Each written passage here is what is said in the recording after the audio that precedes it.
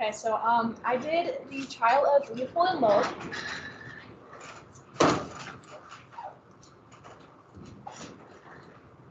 Okay, so Nathan Leopold was born November 19th. He was super intelligent. Like his IQ was over 200. They couldn't even measure it because it was so high. He was a child prodigy. Like he spoke his first words at 4 months. He did not like talking to people, and he was just kind of he was very reserved.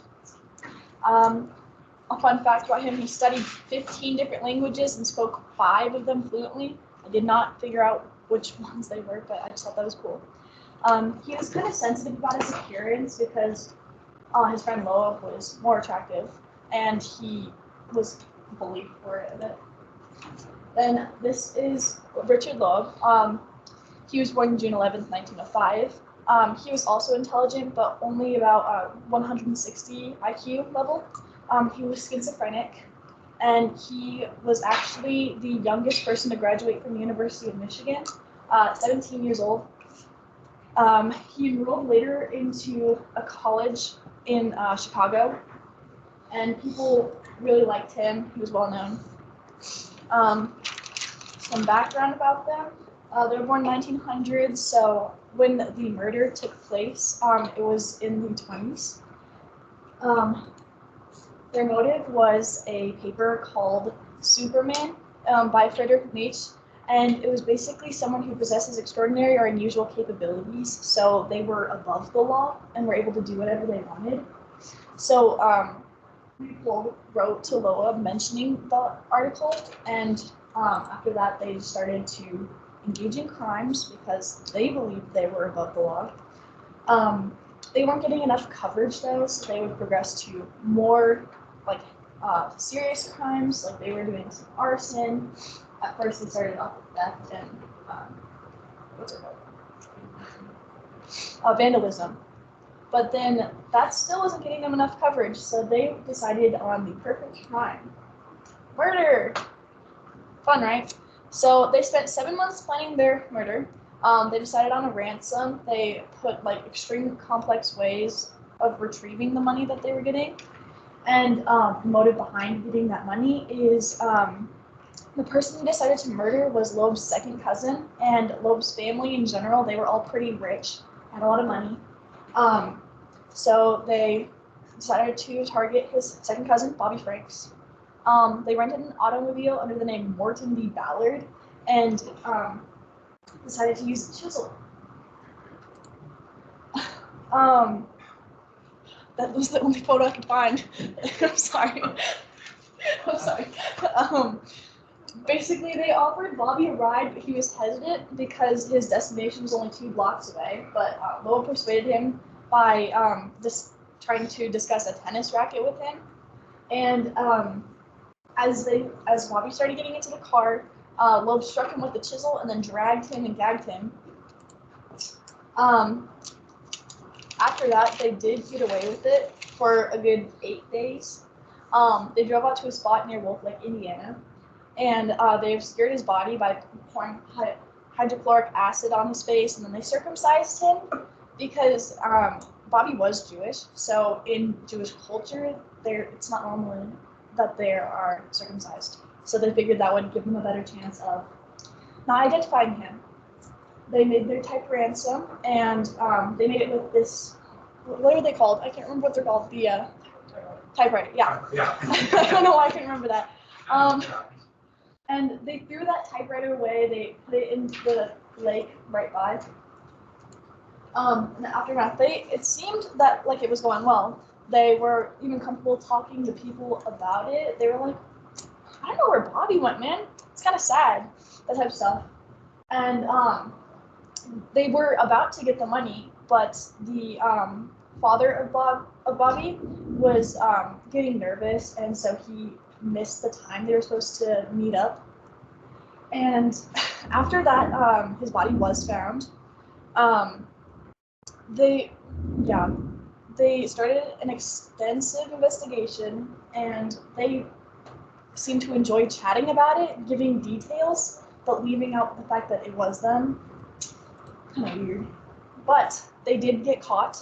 Leopold made a mistake by leaving his glasses on the scene, which it doesn't seem like that would be a big deal because his lenses, they were like a pretty common prescription. However, his frames, there was only 3 sold in the whole area of Chicago and Illinois, so that was easy to figure out. So they were summoned for formal questioning, and they decided to say that they picked up 2 women using Leopold's car, but his car was actually in repair at the time, as a witness said. So they were found guilty and sentenced to life plus 99 years. With prison life, Leopold lived for a good, I can't remember exactly, but it was around 20 years, until he was stabbed to death by, I don't remember his first name, but his last name was Day. And they had the excuse saying that Loeb was trying to sexually assault him, which they found out later that Day was actually sexually assaulting other people in the prison. So that was probably not true. Loeb probably tried to reject his advances, and that's what got him killed. And then Leopold, he became a renowned ornithologist, so he was raising birds in prison, and he helped out other people, just kind of finding out more about birds. It's a study of birds, sorry.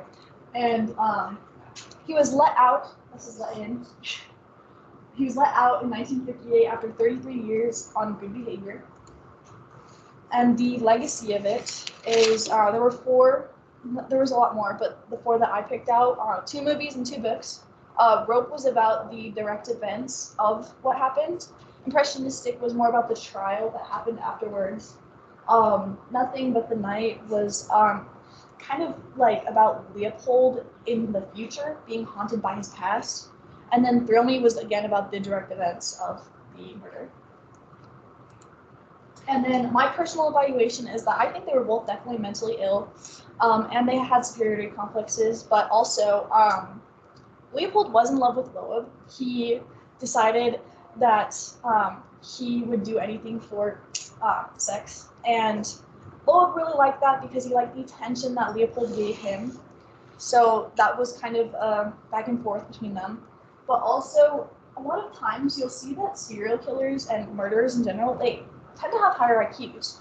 And I think that's kind of an effect or a reason why they decided that they wanted to kill, and also that they wanted the attention from it in the first place.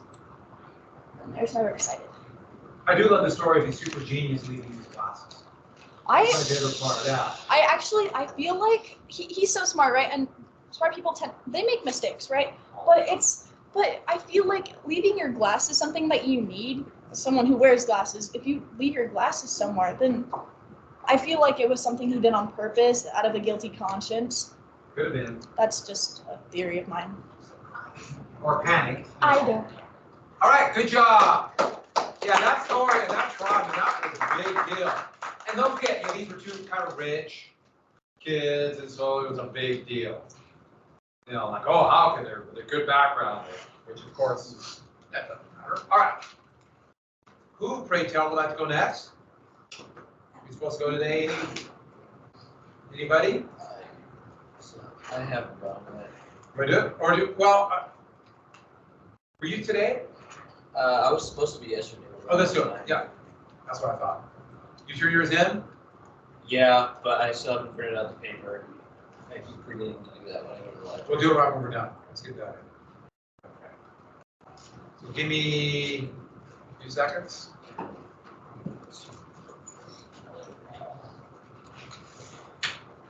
So push all the buttons. I don't have it. Where'd you turn it in? On Teams. I think I sent you the file as well. If not, I can go and redo that. You sent it on Teams. Pretty You sure, didn't go yeah. back and send it. You didn't send it. Okay. You must have thought you did and didn't. All right, so who else is supposed to go today? I think we need a little bit of financial schemes, don't we? Yes. Ponzi.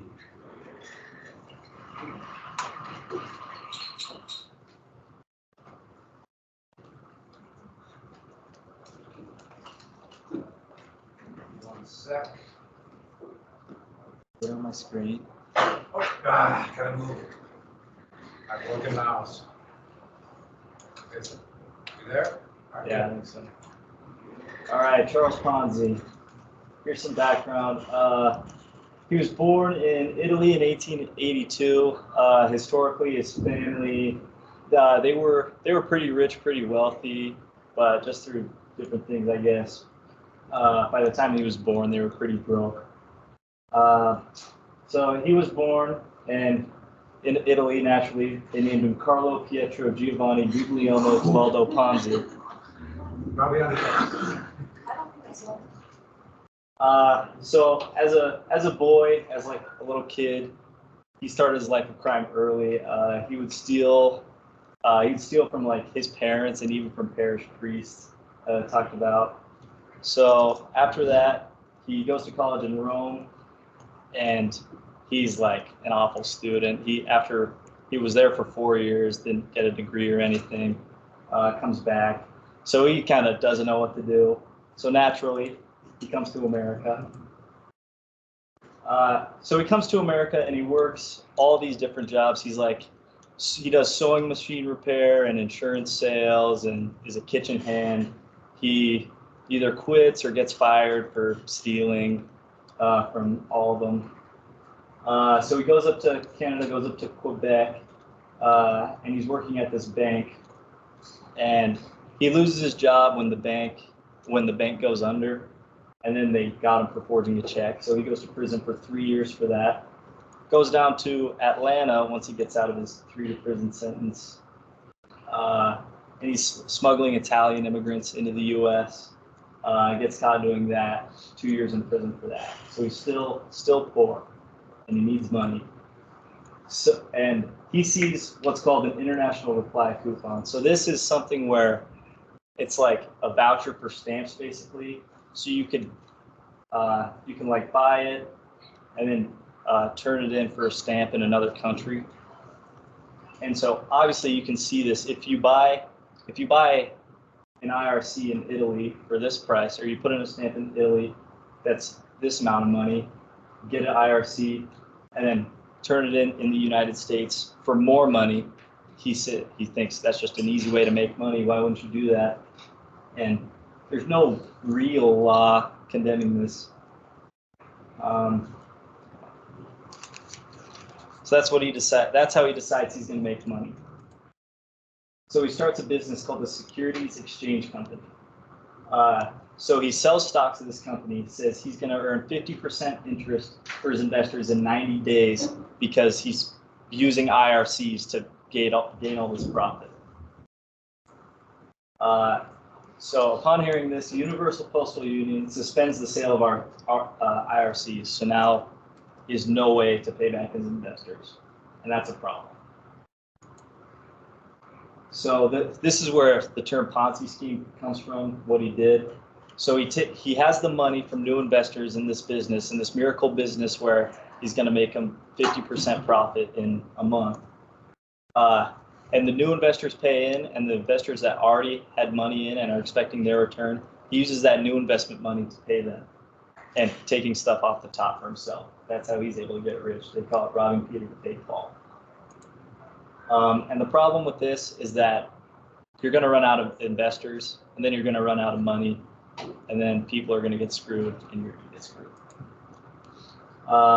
So he accumulates all this wealth. I think he makes like $15 million in 8 months, and there's no real way to calculate what it is now. It's like 200 million or something, I think. His own net worth is $8 million.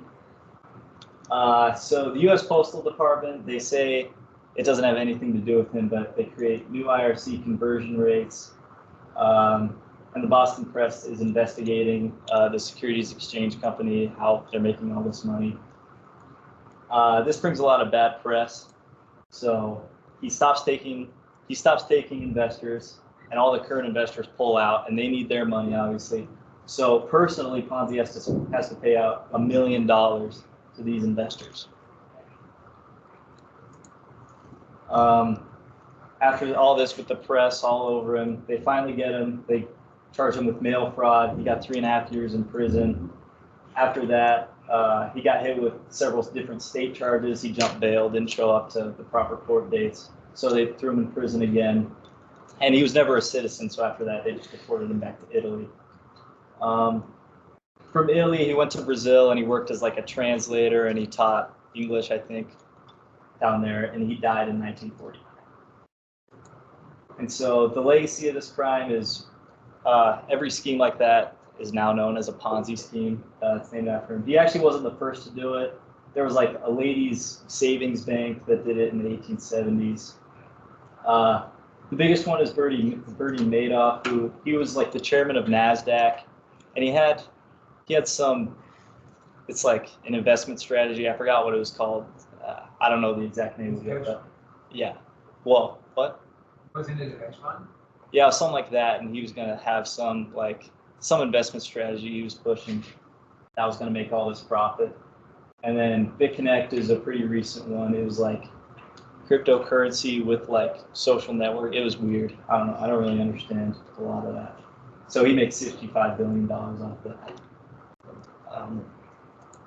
Valuation is that people, if they think they're going to get rich, they'll kind of believe it. Like that's why multi-level marketing and like pyramid schemes are so popular. People think they're going to make all this money, and like passive income is so big. That's the same reason why, like, if a politician says, vote for me and all this stuff is going to happen, people will believe it when nothing happened the past however many times. But yeah, that's my work side. Good fish. Yes. Yeah, so he was completely broke by the end, right? Yeah. Everything's a Ponzi scheme because of that. So it's a good term. All right, good job. Yeah, there were women arrested in Helena. This is about 20 years ago, but they started this club and they literally called it Women Helping Women. And basically what happened is they have these clubs of women, probably, 30s to 50s, and you would invest in this club. And if you invested in this club, you had a chance to make money by getting more investors. That was the entire club. They didn't buy or make anything. It was, you got investors, and then you took their money. Yeah. And so as long as you're near the top, you made money. And no one went to jail, but a number of people got arrested in Helena. Because I remember my wife was asked to be this, join, go to one of these things. That's a pyramid scheme, no? All right, good job.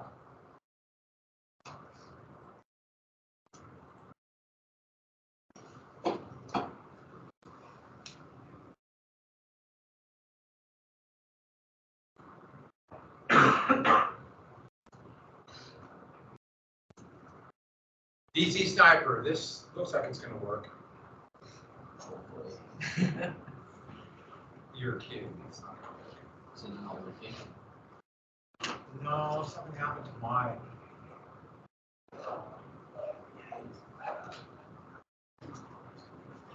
Give me a sec.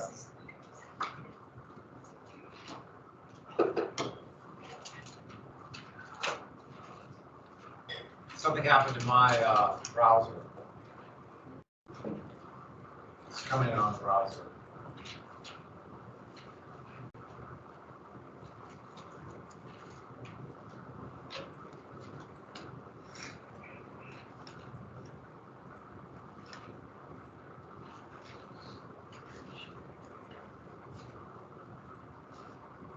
He might not make yours work. It might not.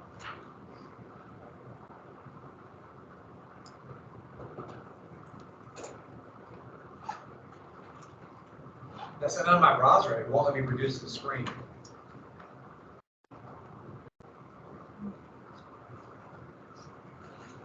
Have you tried pressing the reduce screen button?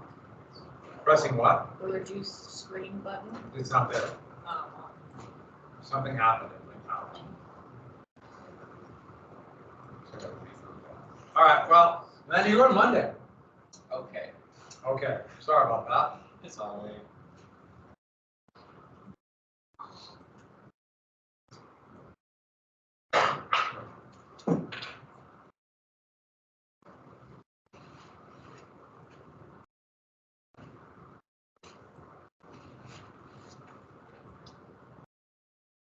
Sorry about this. this. I have no idea what happened, it just won't come up. It's at the whole top part of the browser screen. It's gone. That's weird. Okay, Jared, saw it? All right. Turn yours in, good. So let's do a little Zodiac Killer.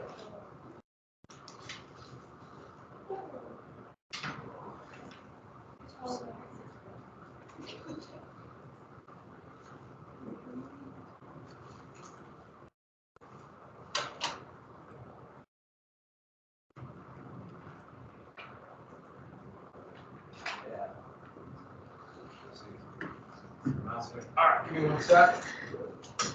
Okay, go. Alright, so I did Zodiac Killer. The time period, the late 1960s and the early 1970s. Most of the crimes were kind of in that period. Most of the, like a lot of big stuff was going around this time, like the Cold War, the Vietnam War, and like the space race and arms race with Russia. So kind of like a lot of things just happening, and then it was kind of just like in this, in the Vallejo town in California that this Zodiac Killer struck, and it was kind of surprising to everybody. It got a lot of media, so it was just kind of like out there too. So the Zodiac Killer, the first crime that like is not like official that he did it, but it's linked to him, was the murder of Cherry Joe Bates on October 30th in 1966. It can be tied to him because a letter was left about like describing the scene and like describing how she was killed and stuff. It's like I said, not confirmed by the FBI. The first official one was December 20th in 1968, which was 2 years later. He sends letters filled with like encrypted codes and ciphers and statements that like describing the crime scene and describing the methods of the killing.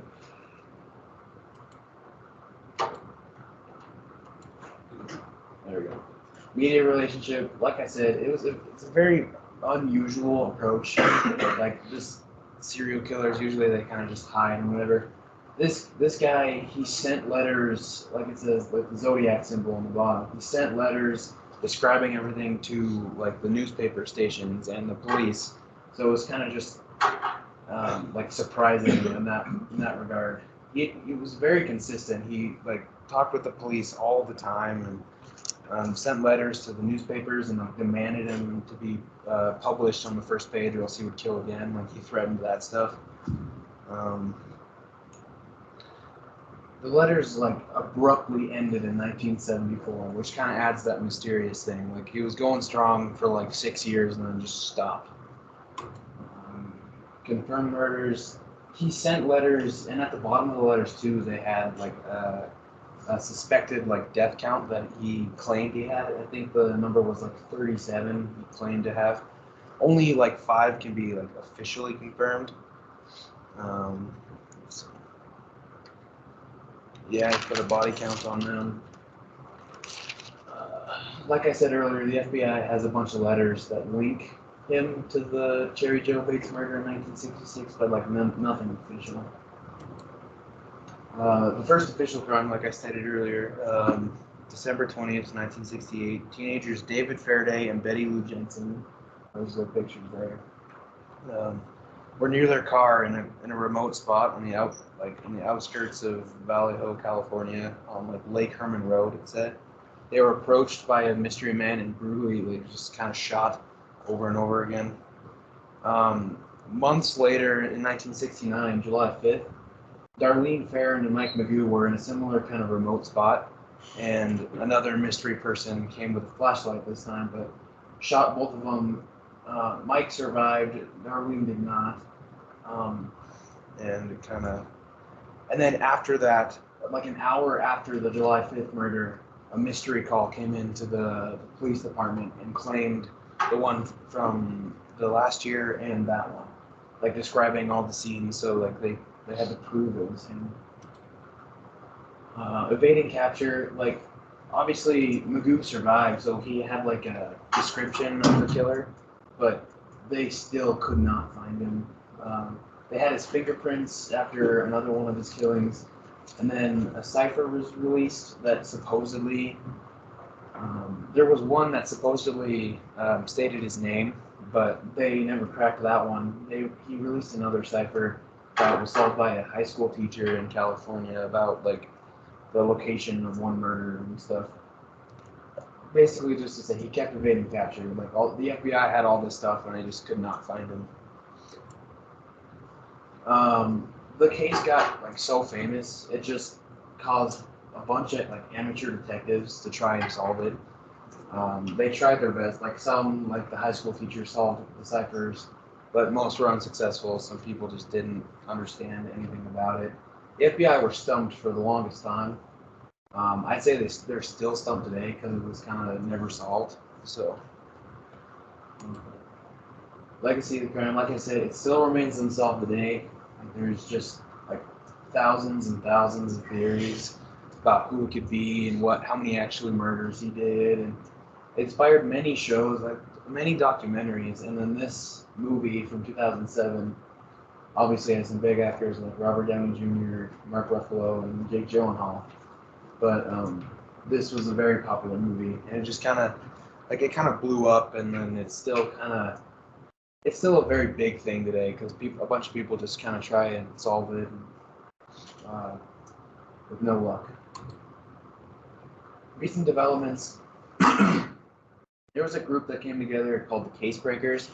They were devoted to trying to solve it. They stated that a guy in California named Gary Francis Post is the killer.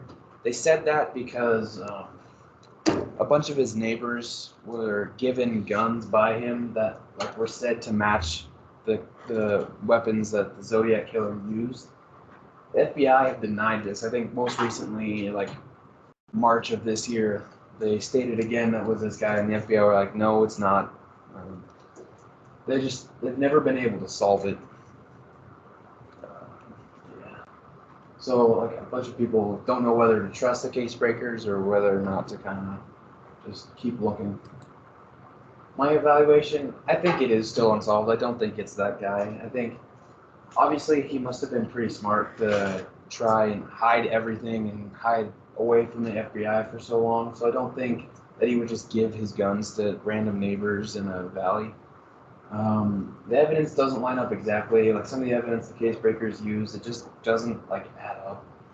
And like I said earlier, like there's just thousands upon thousands of theories about who it was and how many murders he actually did. It's just kind of hard because at this point it's like 50 years later, and it's just kind of gotten older, and it's hard to solve a case from 50 years ago, especially when the evidence is all like dated and stuff. Here's my site. Have you seen the movies? I haven't. It's a good movie. Yeah, I believe it's rated R. Okay. But yeah, it's a good movie. And you don't think it's Ted Cruz? No. That was funny. Even though Ted Cruz was not born yet. But you know, whatever, right? That means how clever he was. Yeah. Yeah, I can remember this. You know, I was a little kid. I remember this Zodiac killer. It was just one of those things that's so publicized. All right, good job. Remember,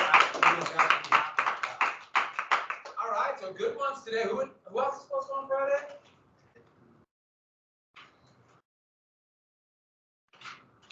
Let me look again. Who has on Friday? Oh yeah, Sam's on.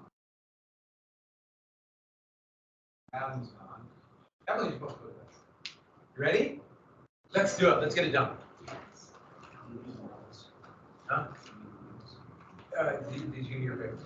Okay, yeah. Your turn. All right. The main thing I just want to see every year. It's my way to just make sure you're organized. It does make a big difference. And when you're in front of people, it's so easy to forget stuff. But I'm not just shaking hands.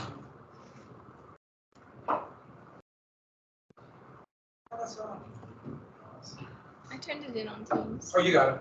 No, I thought I saw Matt. That's all. I like how you call yours finish presentation. So I knew which one to put. Just finish presentation. Okay, good. Give me 1 sec.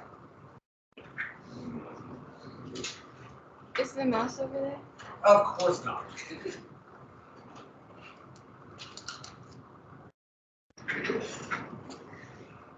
Okay, so I did the Scream murder,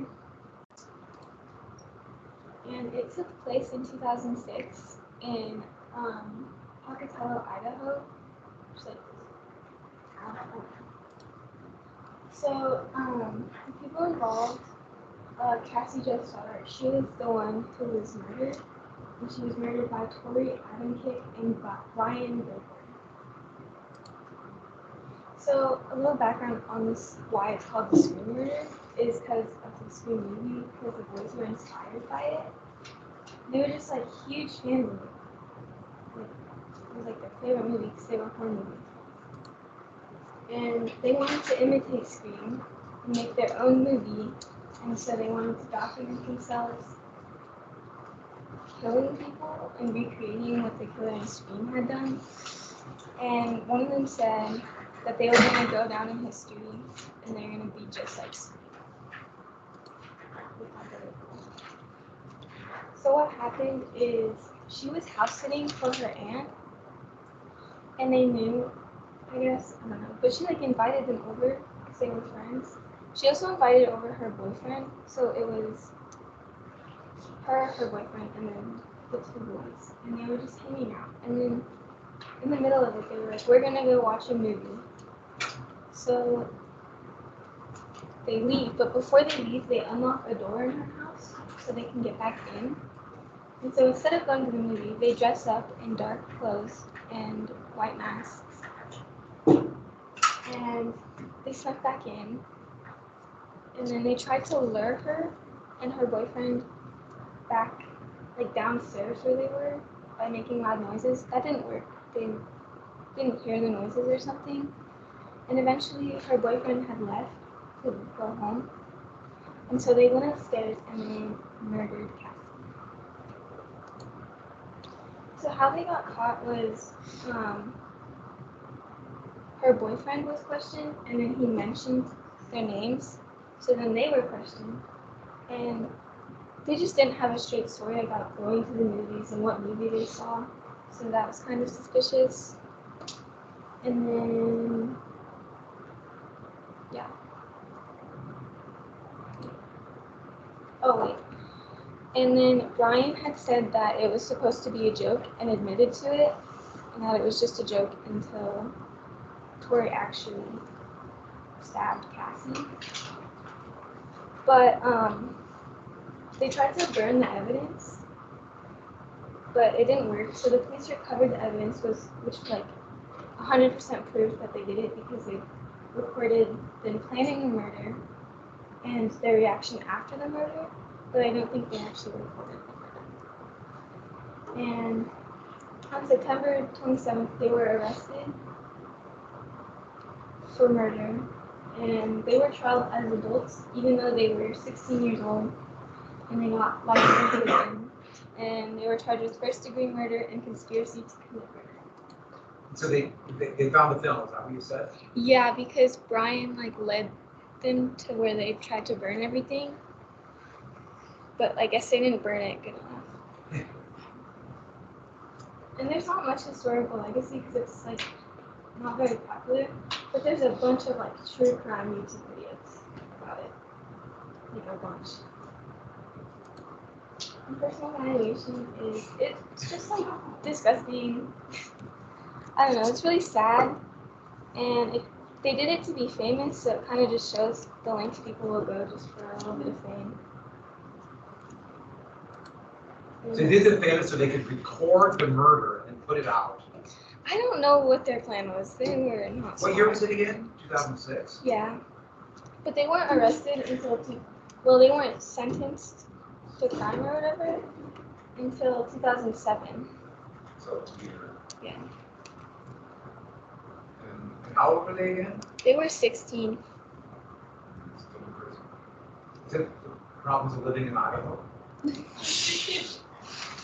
I've been. So yeah, that's a really sad, that's just an amazing story. Yeah. And that's what I didn't know. I kind of vaguely remember when I started looking at it again, but we were talking about the painting. That's what I thought you were doing. And so there's the famous screen painting was stolen. It's a great story of a theft. And then she thought she was looking for this one. But I thought, well, we'll use it because it fits that movie. It reminds me of Leopold and Lowell. All right, good job. Wasn't that same element of Leopold and Lowell? And they were trying to be famous, be known. And there's always, they're kind of, they're always bozos who will burn it. No one ever thinks they're going to get caught. All right, let me try to reboot my computer. This is how long it takes.